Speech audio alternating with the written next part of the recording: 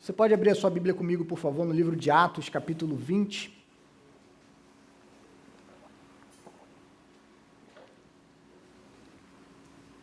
Atos 20, do verso 17 até o verso 38.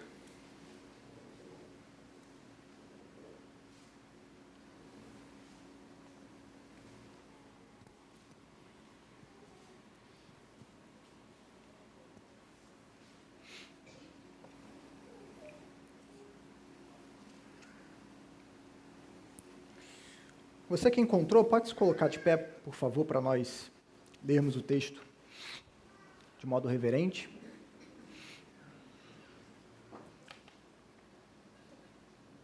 E nesse momento, eu peço a você, meu irmão, minha irmã, que você ouça a palavra com fé e com bastante atenção.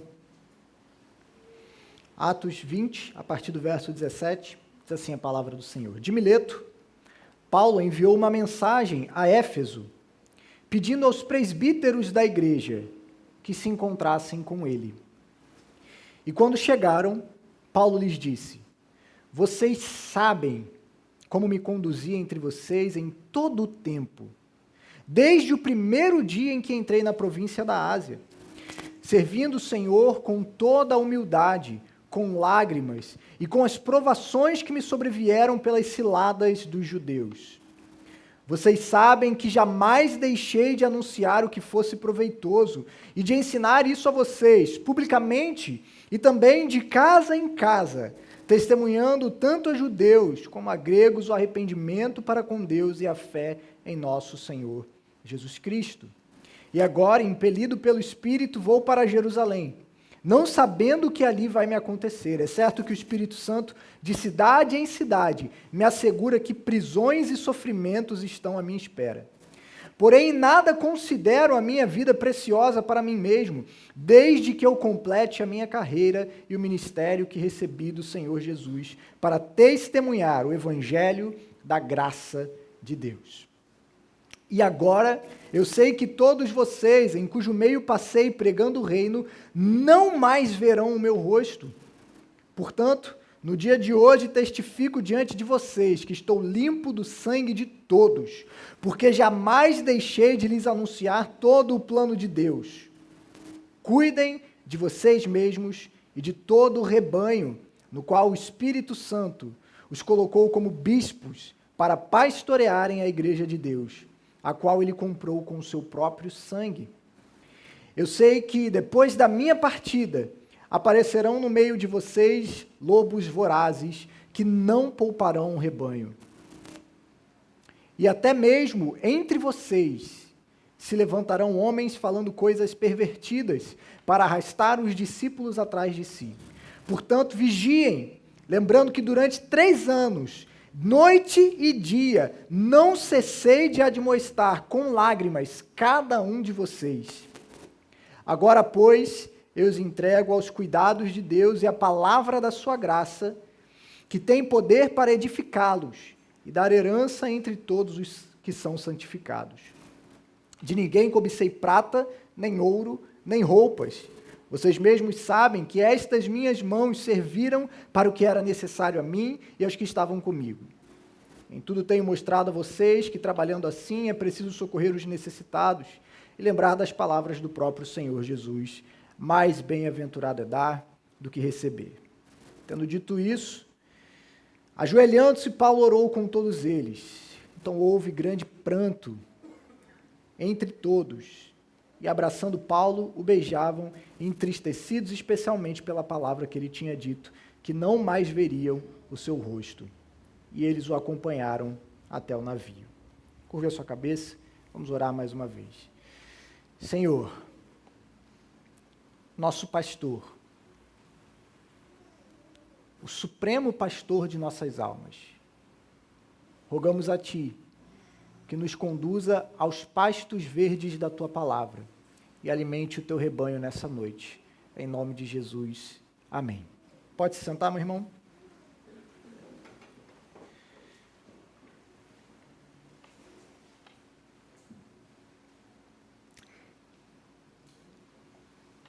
é bem provável que em nossa sociedade nenhuma imagem esteja tão distorcida como a da figura de um pastor. Tanto dentro quanto fora da igreja, nós vemos uma completa confusão sobre quem é o pastor e o que ele deve fazer. Dentro das igrejas, tanto os membros como os próprios pastores estão confusos, baseando-se em modelos de ministérios que não são bíblicos em nenhuma instância. E em casos extremos, alguns desses modelos são até mesmo diabólicos. Os membros já não sabem o que esperar dos seus líderes espirituais. E os próprios ministros parecem retirar seus modelos e filosofias de ministério, não das páginas das Escrituras, mas de outros lugares. Não é estranho, meus irmãos, nós vermos ministérios que se baseiam em princípios de gestão empresarial, em modelos terapêuticos, ou que foram retirados do ramo da indústria do entretenimento. Mas a pergunta que nós precisamos fazer é: será que esses são modelos dignos de serem seguidos pelos pastores? E o resultado de basearmos o ministério em modelos seculares não poderia ser outro a não ser confusão e, em muitos casos, até mesmo a morte espiritual. Sim, meus irmãos, igrejas que abandonam um modelo bíblico de pastoreio terão uma morte lenta, mas uma morte certa. E, infelizmente, isso é o que tem acontecido em muitos lugares, em muitas igrejas. Além disso, a própria cultura ministerial, ela tem sido doentia em muitos lugares. Pastores que são tratados como celebridades, que vivem uma vida fora e acima do corpo, onde eles já não se veem como parte da membresia da igreja, como alguém que necessita dos irmãos como todo outro cristão. Com isso, acabam vivendo uma vida separada do corpo, como super santos, escondendo os seus pecados, não conseguindo criar relacionamentos reais com os outros, vivem isolados, não prestam contas a ninguém, não são pastoreados por ninguém. E não é à toa que temos visto muitos casos de quedas morais, pastores sendo consumidos por burnout, depressão, e em casos extremos, como vimos sendo relatado num passado recente, muitos pastores chegando ao ponto de dar cabo da própria vida, porque estão envolvidos em uma cultura doentia de ministério pastoral.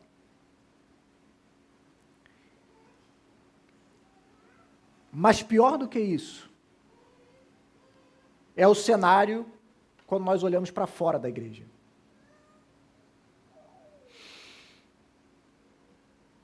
O que as pessoas fora da igreja pensam de um pastor? Anos atrás, a figura de um ministro do evangelho era uma figura respeitada. Minimamente eram vistos como pessoas espirituais, como uma pessoa íntegra, como uma pessoa de caráter. Mas hoje em dia, a figura do pastor está completamente gasta e mal vista perante a sociedade. E não é para menos. Diante dos figurões públicos que chamam a atenção na mídia, pastores envolvidos em todo tipo de escândalo, que dão mau exemplo em sua conduta, em suas palavras. Esses homens fazem com que as pessoas pensem no pastor como um charlatão, como um aproveitador da fé alheia, como alguém indigno de confiança, como um abusador das ovelhas, abusador em muitas esferas, abusos espirituais, abusos de autoridade, até mesmo abusos sexuais em muitos casos, como vemos, homens que manipulam, enganam, só pensam no seu próprio benefício, são vistos como gananciosos e por aí vai. Essa, infelizmente, é a imagem de um pastor para muitas pessoas. Meus irmãos, eu poderia dizer para vocês que talvez a área da igreja que mais precise de revitalização em nossos dias é o ministério pastoral. É urgente a necessidade de recuperarmos um modelo bíblico de ministério. E é uma lástima o que nós temos visto e ouvido nos últimos anos. Mas como seria um ministério baseado nas Escrituras? Com que ele se pareceria? Um ministério baseado em modelos bíblicos e não em modelos seculares.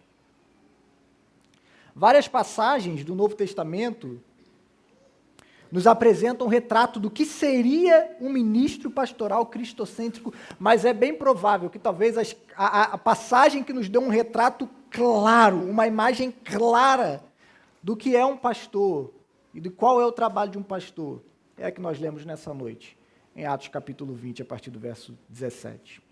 No discurso que Paulo faz para os pastores ou presbíteros da igreja de Éfeso.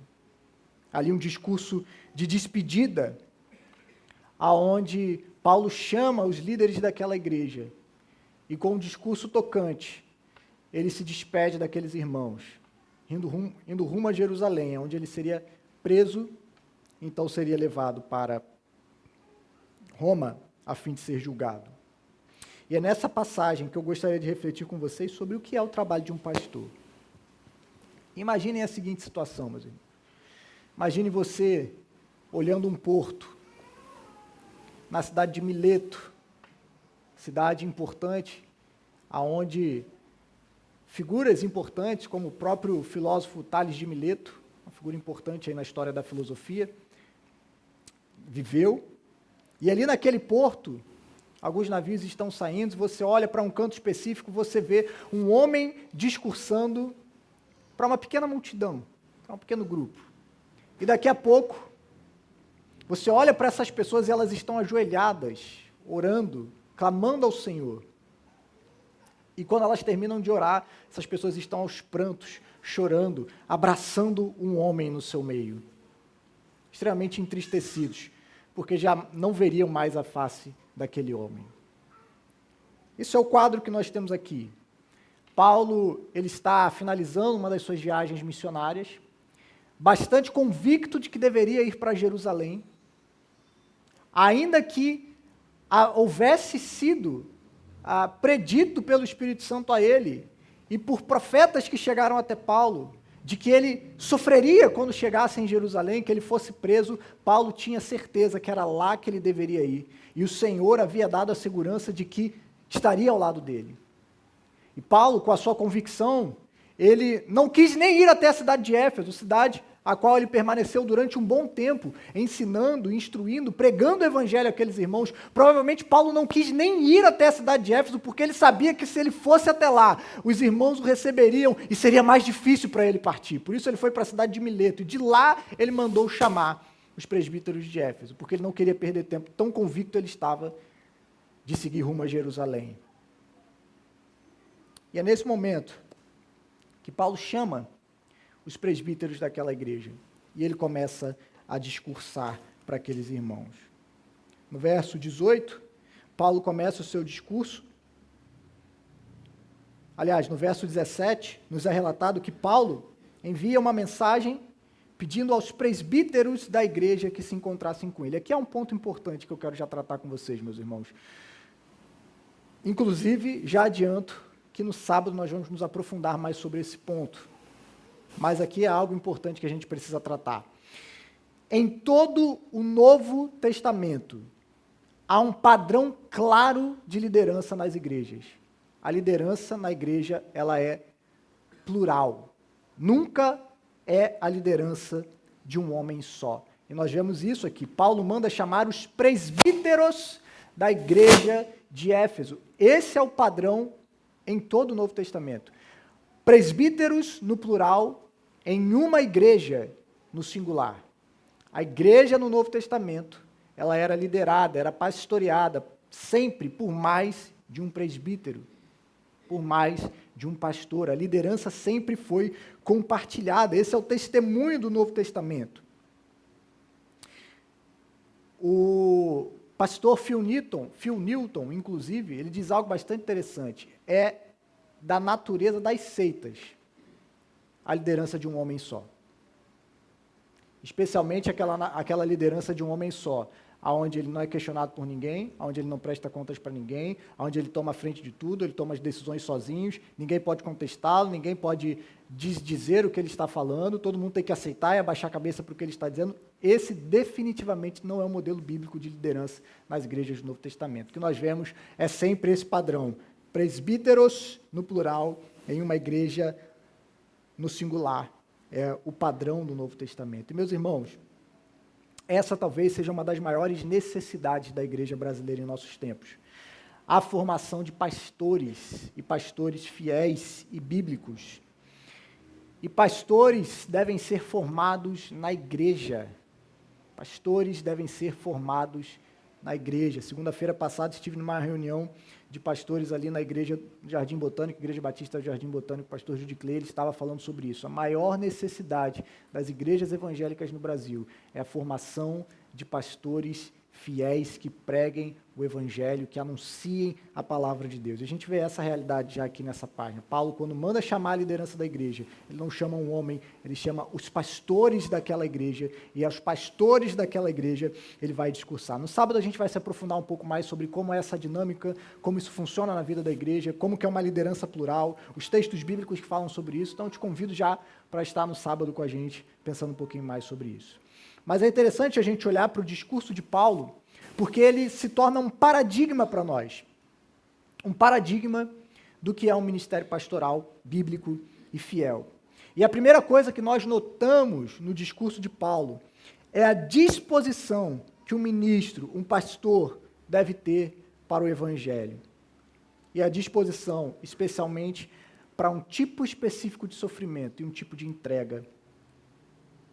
Paulo começa dizendo: vocês sabem como me conduzi entre vocês em todo o tempo, desde o primeiro dia em que entrei na província da Ásia, servindo o Senhor, com toda a humildade, com lágrimas e com as provações que me sobrevieram pelas ciladas dos judeus. Se você olhar mais uma vez no verso 22, Paulo ainda vai descrever: e agora, impelido pelo Espírito, vou para Jerusalém, não sabendo o que ali vai me acontecer, exceto que o Espírito Santo de cidade em cidade me assegura que prisões e sofrimentos estão à minha espera.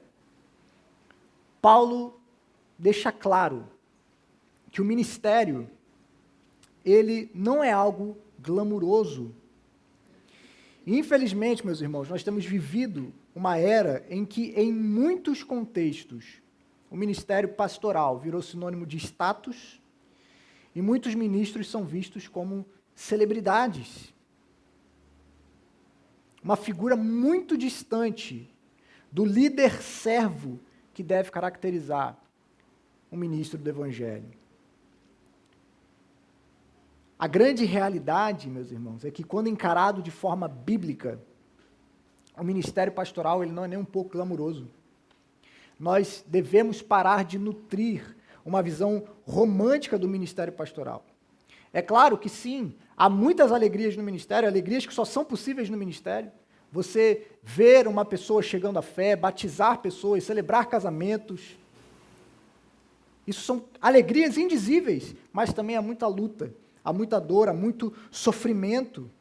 Ao mesmo tempo, nós precisamos reconhecer de maneira realista que o ministério pastoral, quando buscado ser exercido de maneira fiel, será um trabalho árduo, um trabalho difícil, extremamente cansativo. São muitos desafios, meus irmãos, desafios internos, desafios externos, desafios que vêm de dentro da igreja, desafios de fora da igreja. O pastor precisa lidar com os seus próprios pecados, enquanto guia e pastoreia a igreja e ajuda eles a lidarem também com os seus pecados. É necessário que se tenha consciência disso. Lidamos com realidades espirituais e muitos ataques acontecem de vários lados. Especialmente, Satanás é o principal interessado no ministério dos pastores.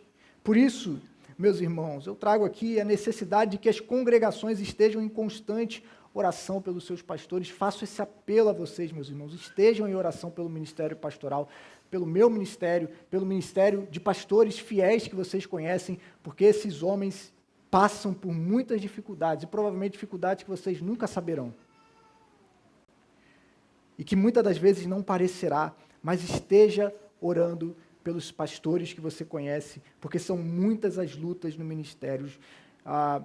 Um pastor, um ministro puritano, chamado John Flavel, refletindo sobre o ministério de maneira muito realista e nem um pouco romantizada, ele descreve os sofrimentos do ministério pastoral. Eu gostaria de ler com vocês, é um texto um pouquinho grande, mas eu gostaria da sua atenção. Veja o que o John Flavel diz sobre o ministério pastoral. Os labores do ministério esgotarão a própria medula de seus ossos, apressarão a velhice e a morte. Eles são bem comparados ao labor dos homens na colheita, a uma mulher em trabalho de parto e as agonias dos soldados nos perigos da batalha. Devemos vigiar enquanto os outros dormem. Não é tanto o custo de nossos esforços que nos mata, e sim a perda deles. O que ocorre conosco não sucede com os outros trabalhadores. Eles encontram a própria obra do mesmo modo como a deixaram no dia anterior, mas não é assim com o pastor.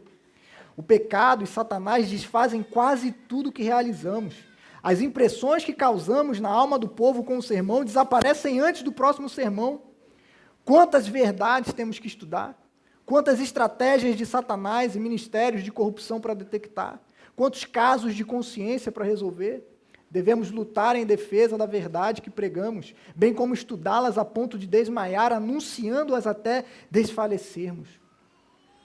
Mas bem-vindos, cabeça, coração, pulmões e tudo bem gastos. Bem-vindo, peito dolorido, costas doloridas e pernas trêmulas. Se pudermos ser aprovados como servos fiéis de Cristo e ouvir a voz alegre de sua boca, muito bem, servos bons e fiéis, entra no gozo do teu Senhor. E essa é a realidade do ministério pastoral. Muitas das vezes ela irá causar dores, há muitas questões que precisam ser tratadas dentro do ministério, mas também há alegrias que são indizíveis. O próprio Paulo tem consciência disso. No verso 24 ele diz: porém, em nada considero a vida preciosa a mim mesmo, desde que eu complete a minha carreira e o ministério que recebi do Senhor para testemunhar o evangelho da graça de Jesus. Os pastores, eles precisam ter consciência de que do que Deus os está chamando para fazer. O ministério pastoral, meus irmãos, não é um mar de rosas, mas virão dificuldades, lutas que são inerentes ao próprio ministério. Paulo, escrevendo para Timóteo, diz que todos aqueles que desejam viver de maneira piedosa sofrerão perseguições. Isso é a realidade para todos os cristãos, especialmente para os pastores. E há sofrimentos que só acontecerão e só são decorrentes do próprio ministério. Certa vez, tendo uma conversa com um pastor mais velho, mais experiente, em um momento ali de nossas vidas, ainda sem servir no ministério, mas já encaminhado, esse pastor, um grande mentor, querido amigo, ele virou para mim e disse assim: Mateus, há certos sofrimentos que parece que Deus permite que os seus ministros passem, para treiná-los e forjá-los. Talvez você não passaria por isso, se você não estivesse nesse caminho. Mas Deus, nos seus mistérios, às vezes permite que os seus ministros sofram um sofrimento que nós não sabemos explicar. Mas o que precisa estar claro para nós é que o ministério pastoral não é um mar de rosas, meus queridos. Então, Paulo deixa isso claro para nós. Há lutas, há tormentas, há dificuldades internas e externas. Por isso, mais uma vez, eu rogo a vocês, meus irmãos, não deixem de orar pelos ministérios pastorais que vocês conhecem. Há uma necessidade pujante de que as igrejas abençoem e cuidem dos seus pastores em oração. Mas um outro fato que nós olhamos para o ministério pastoral a partir da vida de Paulo é a prioridade do ministério. E nós percebemos que para Paulo há uma prioridade muito clara, o ministério da palavra. Nós vemos em seu discurso várias vezes em que Paulo cita e traz o quanto ele não deixou de ensinar, o quanto ele não escondeu nada daquela igreja, o quanto ele foi claro em relação à pregação do evangelho. No verso 20, Paulo vai dizer: vocês sabem que jamais deixei de anunciar o que fosse proveitoso, o que fosse benéfico, o que fosse trazer algum benefício para vocês. E ele diz ainda mais, e de ensinar isso a vocês publicamente e também de casa em casa, testemunhando tanto a judeus como a gregos o arrependimento para com Deus e a fé no nosso Senhor Jesus Cristo. Então, meus irmãos, é primordial resgatar a prioridade de um ministério pastoral, o ministério da pregação e o ministério da palavra. O próprio Paulo, escrevendo para o seu discípulo Timóteo, uma passagem bastante conhecida, 2 Timóteo capítulo 4, ele vai dizer para o seu jovem companheiro: diante de Deus e de Cristo Jesus, que há de julgar vivos e mortos, pela sua manifestação e pelo seu reino, peço a você com insistência que pregue a palavra, Timóteo, insista, quer seja oportuno, quer não, corrija, repreenda, exorte com toda a paciência e doutrina. Paulo deixa claro para o seu discípulo: Timóteo, pregue a palavra, em todo tempo não deixe de pregar. Haverá momentos em que as pessoas farão com que você não pregue, desejarão que você pare de pregar a palavra. E continuando o texto, ele vai dizer: porque virão momentos em que não desejarão ouvir a sã palavra, as sã doutrinas, mas levantarão para si mesmo mestres que falam o que desejam ouvir. Então, Paulo deixa bem claro, a prioridade do ministério pastoral é o ministério da palavra. Você não pode deixar de pregar, você não pode deixar de ensinar. Paulo deixa claro para eles: eu não deixei de pregar nada que fosse proveitoso para vocês. No verso 25 ele vai dizer: passei no meio de vocês pregando o reino. No verso 26, Paulo vai dizer: no dia de hoje testifico diante de vocês que estou limpo do sangue de todos, aqui evocando uma figura do profeta Ezequiel, como a sentinela que deve estar atento, e ele diz: eu estou limpo do sangue de vocês, porque eu tenho certeza de que eu anunciei o que é necessário para a salvação de vocês. A minha parte eu fiz, não tenho problema de consciência com nenhum de vocês. Preguei o evangelho, e o evangelho puro para todos vocês. De nada ninguém pode me acusar. Paulo vai dizer no verso 27, porque jamais deixei de lhes anunciar todo o plano de Deus. Paulo anunciou o evangelho para aquela igreja, e pastores são chamados para pregar a palavra e se dedicarem totalmente a isso. Não devem medir esforços em compreender e estudar a palavra a fim de ensiná-la ao rebanho. Parte fundamental do ministério envolve o ensino, envolve o labor intelectual, envolve ser um eterno aprendiz. Isso é fundamental, meus irmãos, uma vez que quando nós deixamos de aprender, nós também deixamos de ensinar. E é muito triste que muitos pastores não se dedicam ao ministério da palavra, não se dedicam em continuar estudando, em continuar crescendo, em continuar conhecendo a palavra de Deus, mas se dão por satisfeitos, e os maiores prejudicados acabam sendo as suas congregações, os seus rebanhos, que também deixam de receber o ensino apropriado da palavra de Deus. Infelizmente, muitos pastores têm negligenciado essa prioridade nas suas vidas. Pastores têm dado outras prioridades no seu ministério, mas eles não podem negligenciar a palavra de Deus. Esse é o foco, é a prioridade do ministério de cada pastor. E não somente em público. Paulo vai dizer para aqueles irmãos: eu preguei para vocês em público, mas preguei também de casa em casa. Paulo demonstra a prioridade do ministério privado da palavra, na conversa tete a tete, nas conversas que ele tinha com as pessoas, nos aconselhamentos, na maneira como ele lidava com os membros da igreja. O evangelho estava presente, a palavra de Deus estava presente. Ao aconselhar, Paulo não estava buscando ser um terapeuta para os membros, mas abrir a palavra de Deus diante deles, diante dos seus sofrimentos, das suas necessidades, dos seus pecados, e mostrar o que Deus tem a dizer sobre o que eles estão passando. Esse é um papel de um pastor no aconselhamento. Não é resolver o seu problema, não é fazer se sentir melhor consigo mesmo, mas é abrir a palavra de Deus e te mostrar as consolações e as exortações que a palavra de Deus tem para a sua vida. Quando está aconselhando, a prioridade de um pastor também é a palavra. E Paulo vai dizer da prioridade da palavra também no ministério evangelístico.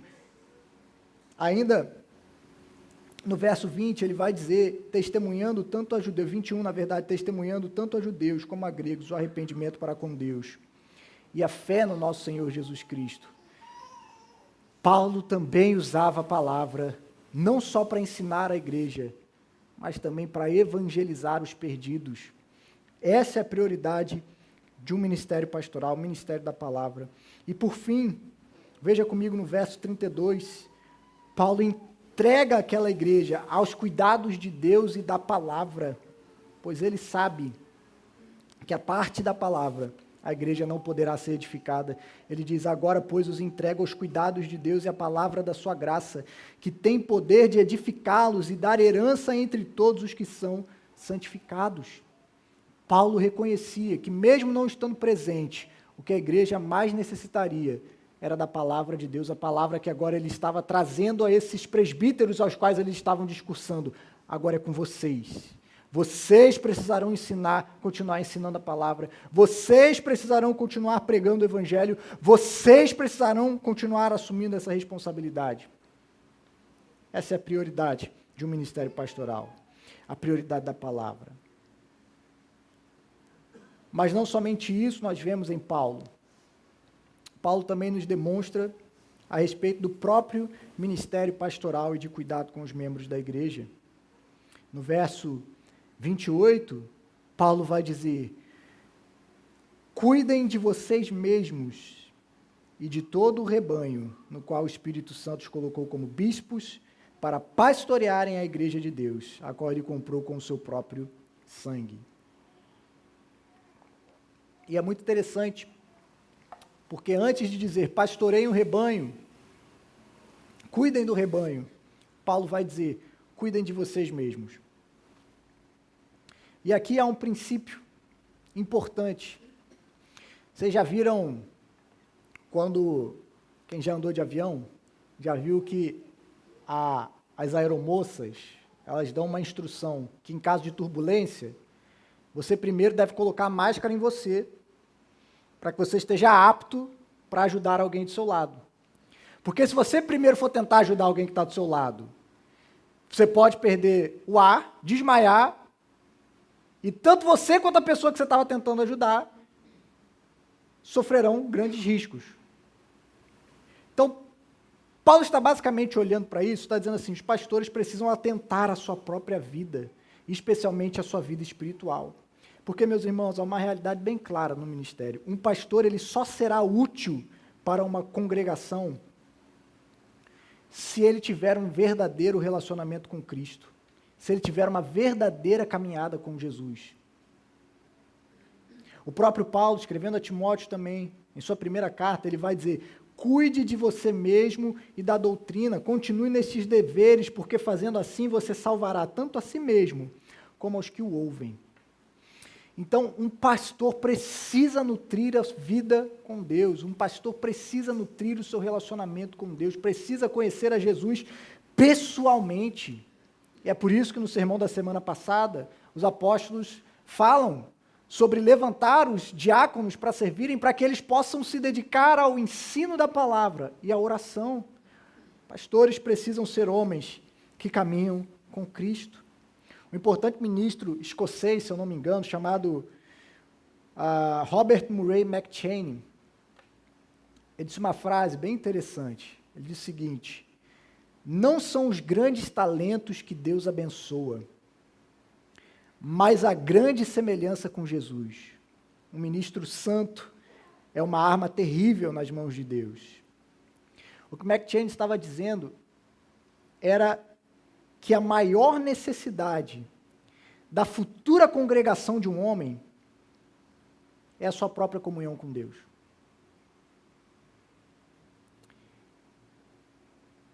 Um conhecido McCheyne, escrevendo sobre ele, disse o seguinte, desde o início, ele alimentou os outros com o que ele mesmo estava sendo alimentado. Sua pregação era, de certa forma, o desenvolvimento da experiência de sua alma.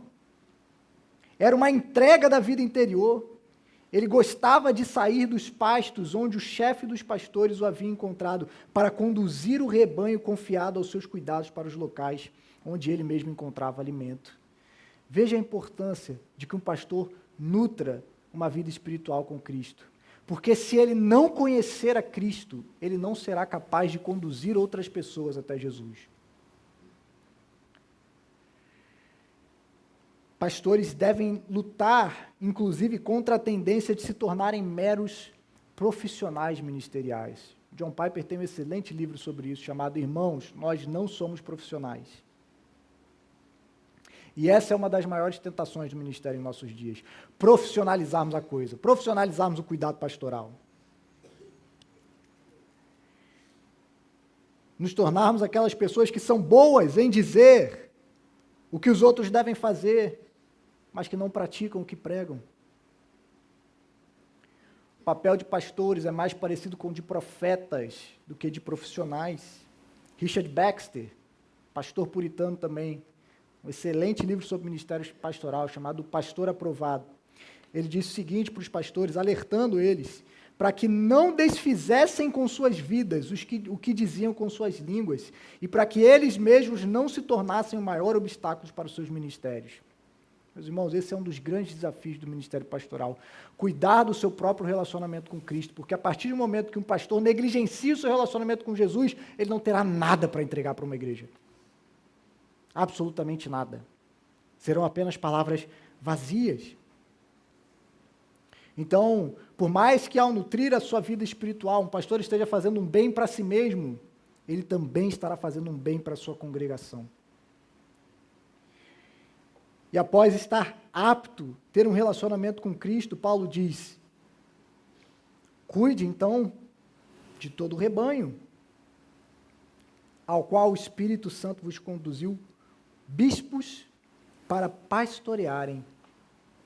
Isso é interessante, né? Ele está falando com os presbíteros, e ele está dizendo que o Espírito Santo os constituiu bispos para que eles pastoreiem. Mais um tema que a gente vai se aprofundar no sábado.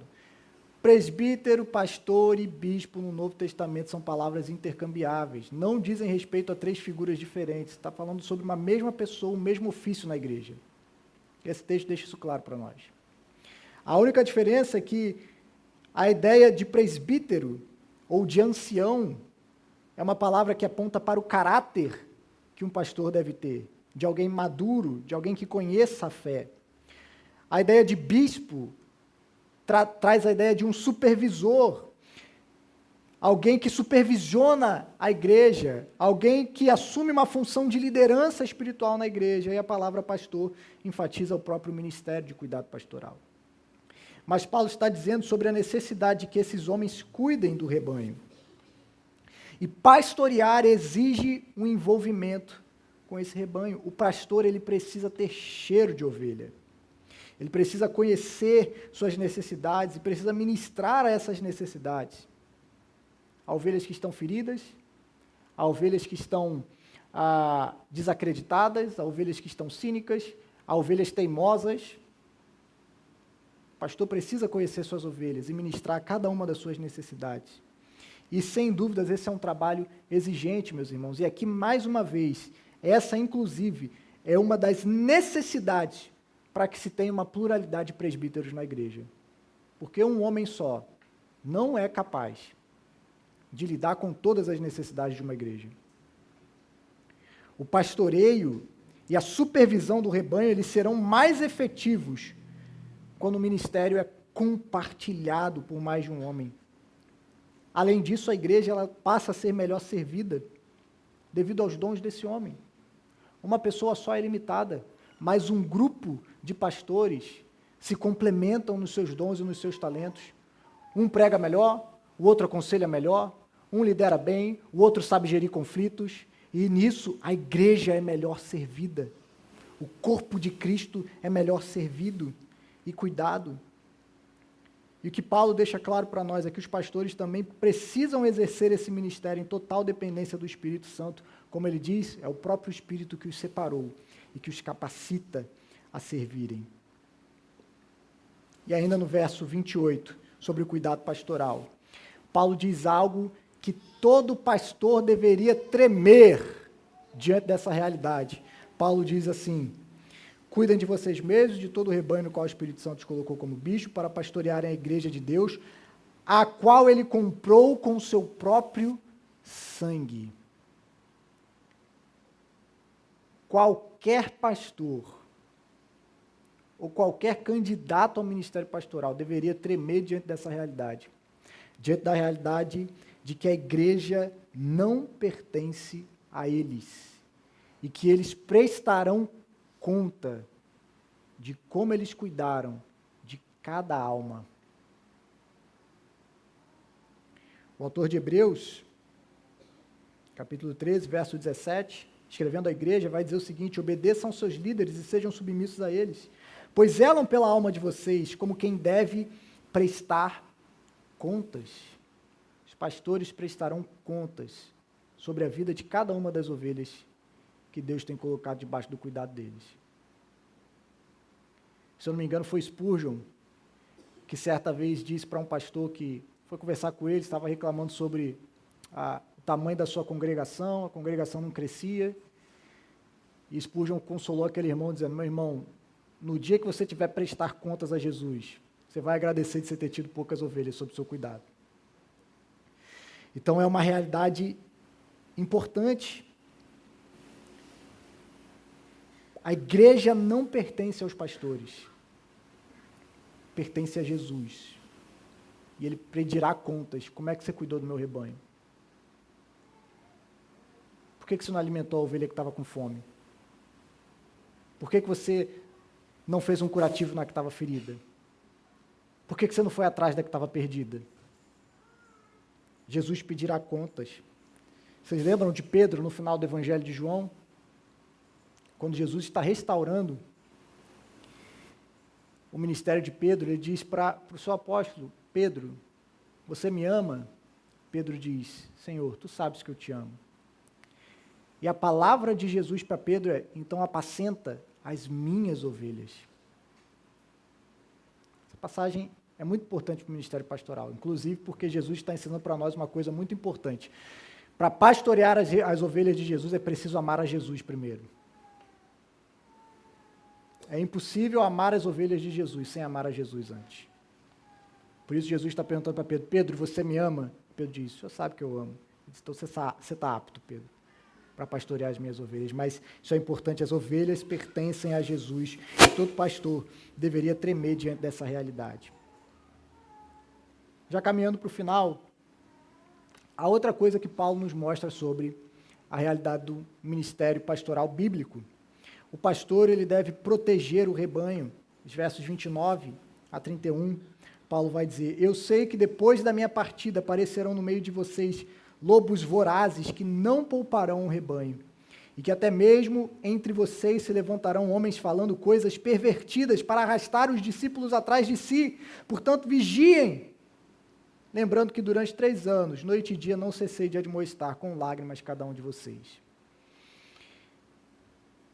João Calvino dizia que o verdadeiro pastor ele tem 2 vozes, uma voz para chamar as ovelhas e outra para espantar os lobos devoradores. O pastoreio ele exige a habilidade de reconhecer os lobos, especialmente aqueles que se disfarçam em peles de ovelha, porque esses possuem um discurso sutil, porém diabólico e destruidor. E o maior desafio é lidar com esses homens. O maior desafio de um pastor não é lidar com o Toninho do diabo. O maior desafio de um pastor é lidar com aqueles no seu meio que se dizem pastores e que pervertem o evangelho com uma linguagem muito bonita, com uma linguagem muito sutil, misturando a verdade com o erro, de tal forma que você fica meio, mas aquele ali que ele está falando é verdade, tem uma verdade ali. Mas no meio da verdade há veneno também. Isso é uma habilidade que pastores bíblicos precisam ter. A capacidade de reconhecer falsos lobos e de equipar a igreja para reconhecer esses ensinos. Mais uma vez, aí está a centralidade do ministério da palavra. Pastores precisam capacitar a igreja a reconhecer um falso ensino de longe, a sentir o cheiro de lobo de longe. E eles fazem, como eles fazem isso? Eles fazem isso pregando a verdade. Você sabe que os banqueiros lá nos Estados Unidos, eles têm uma técnica para reconhecer uma nota falsa. O Gustavo está rindo, você gosta desse exemplo, né, Gustavo? Eles têm uma técnica para reconhecer uma nota falsa. Você sabe qual é a técnica que eles têm para reconhecer a nota falsa? Eles conhecem muito bem um dólar de verdade. Todos os detalhes, eles sabem, eles sabem a gramatura do papel, eles veem a espessura, eles sabem os desenhos, eles sabem onde está cada detalhe. Quando chega uma nota falsa, ele bate o olho e já sabe reconhecer que é uma nota falsa. Ele não precisa reconhecer todas as notas falsas e todos os tipos de falsificação. Ele só precisa conhecer muito bem uma nota verdadeira. E é assim que nós conhecemos um falso mestre também. Não é conhecendo todos os tipos de heresia do mundo, porque se você fosse fazer isso, você não ia conseguir estudar tudo. Basta conhecer muito bem o Evangelho. Quando a gente conhece bem o Evangelho, nós estamos vacinados contra o erro e contra a heresia. E é por isso que é fundamental que os pastores ensinem. E eles protegem o rebanho por meio do ensino. O que Paulo deixa muito claro para nós também é que os falsos mestres, eles fazem discípulos de si mesmos. Falam coisas pervertidas para arrastar os discípulos atrás de si. Ao invés de fazerem discípulos de Jesus, eles fazem seguidores de si mesmo. Eles usam a igreja como uma plataforma para o crescimento e para o engrandecimento pessoal, para melhorar o seu senso de poder, ou para algum tipo de ganho material. Usam a igreja para afastar os discípulos da verdade. Eis o perigo dos falsos mestres. Inclusive, um dos maiores perigos para a igreja não é a oposição externa, mas é justamente a interna, que Paulo está alertando. Eu sei que do meio de vocês sairão falsos mestres, então fiquem atentos. Paulo estava alertando eles. Quando ele escreve para Timóteo, que foi dirigido para pastorear a igreja de Éfeso, Timóteo já estava lidando com esse problema de falsos mestres que haviam saído do próprio meio dos presbíteros daquela igreja. E por fim, nós vemos as motivações que um verdadeiro ministro deve ter. Paulo diz no verso 33, de ninguém cobicei prata, nem ouro, nem roupas. Vocês mesmos sabem que estas minhas mãos serviram para o que era necessário a mim e aos que estavam comigo. Em tudo, tenho mostrado a vocês que, trabalhando assim, é preciso socorrer os necessitados e lembrar das palavras do próprio Senhor Jesus, mais bem-aventurado é dar do que receber. Paulo está mostrando qual deve ser a motivação de um ministro ao servir como pastor, e Paulo deixa claro, não deve ser o lucro, não deve ser o dinheiro. Pedro, escrevendo aos presbíteros, em 1 Pedro, capítulo 5, ele vai dizer o seguinte, aos presbíteros que há entre vocês, eu presbítero como eles, testemunha dos sofrimentos de Cristo e ainda coparticipante da glória que há de ser revelada, peço que pastoreiem um rebanho de Deus que é entre vocês. E Paulo vai dizer, quais motivações que vocês não devem ter? Não por obrigação, ou seja, você não deve assumir um ministério pastoral porque você é obrigado, porque os outros querem que você assuma, porque as pessoas acham que você vai ser um bom pastor. Não deve ser constrangido, ele vai dizer, mas Pedro diz, mas espontaneamente como Deus quer. Não por ganância. Pedro está dizendo, não assumam o ministério pensando que neles vocês terão fonte de lucro. Muitos entram no ministério pensando dessa forma. Mas ele vai dizer, não por ganância, mas de boa vontade. Uma terceira falsa motivação que ele adverte, não como dominadores dos que lhes serão confiados, mas sendo exemplos para o rebanho. Ou seja, pastores não devem ser abusadores, não devem ser pessoas que lideram por meio de uma autoridade impositiva, mas eles lideram por meio do exemplo, de uma conduta e de uma vida como um líder servo. Pedro termina dizendo, e quando o Supremo Pastor se manifestar, vocês receberão a coroa da glória, que nunca perde o seu brilho. Eis as motivações para o ministério pastoral, meus irmãos. Nós precisamos ter consciência do que um pastor deve buscar ao assumir o ministério. Não pode ser ganhos ilícitos, não pode ser ter poder sobre as pessoas, não deve ser uma obrigação que lhe é imposta, mas deve ser o desejo e a clara convicção de que está sendo chamado para o ministério que ele é chamado a exercer. Por fim, qual é o impacto de um ministério fiel? É assim que a gente termina essa passagem. Paulo se despedindo daqueles irmãos. E ele diz no verso 36, Lucas, relatando esse momento, ele diz, tendo dito isso, ajoelhando-se, Paulo orou com todos eles. Então houve grande pranto entre todos eles, e abraçando Paulo, o beijavam entristecidos, especialmente pela palavra que ele tinha dito, que não mais veriam o seu rosto. E eles o acompanharam até o navio.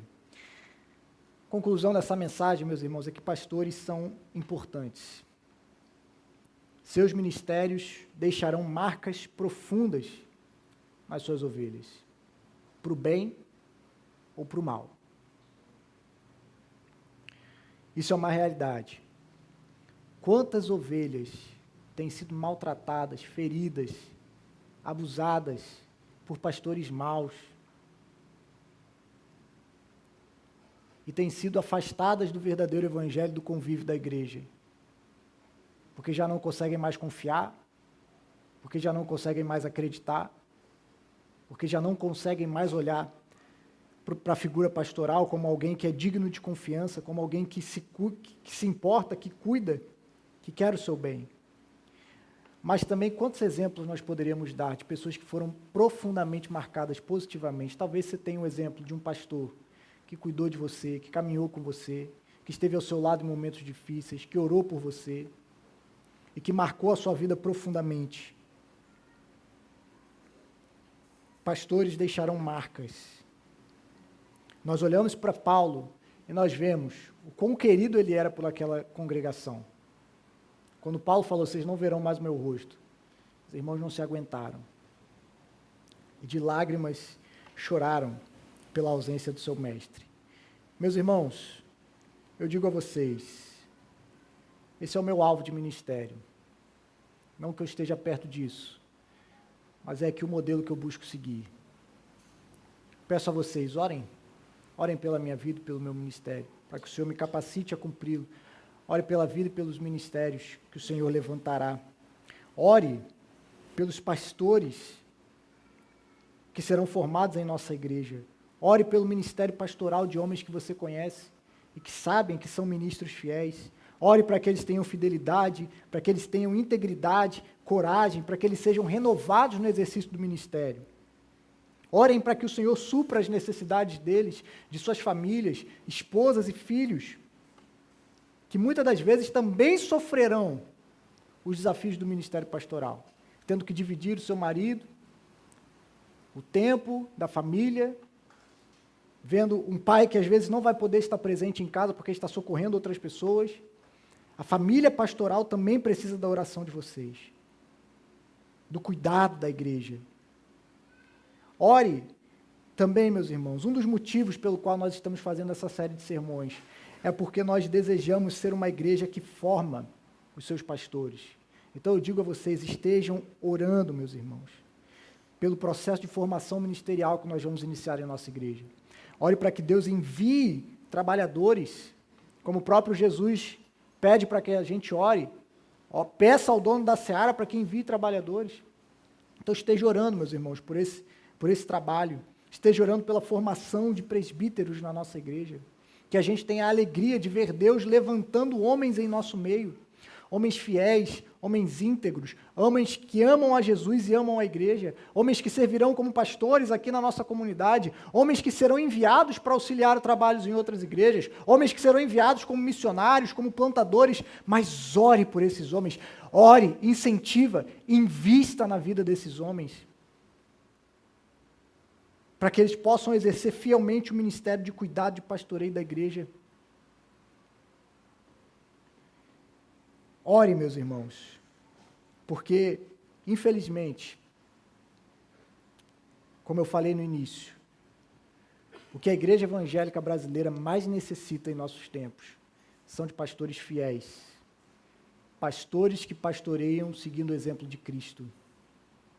E que bênção é quando Jesus dá pastores fiéis a uma igreja.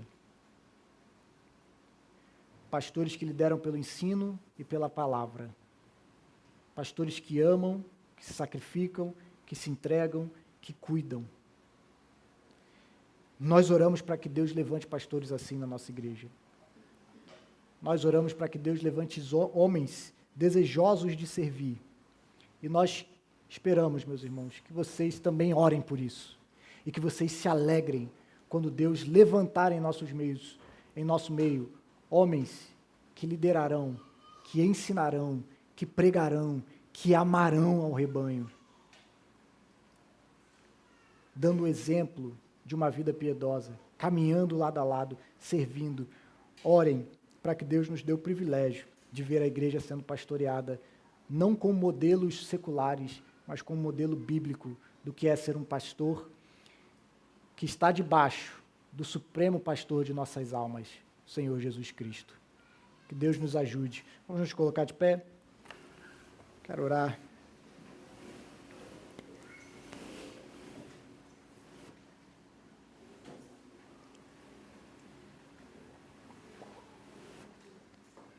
Pedir a graça do Senhor.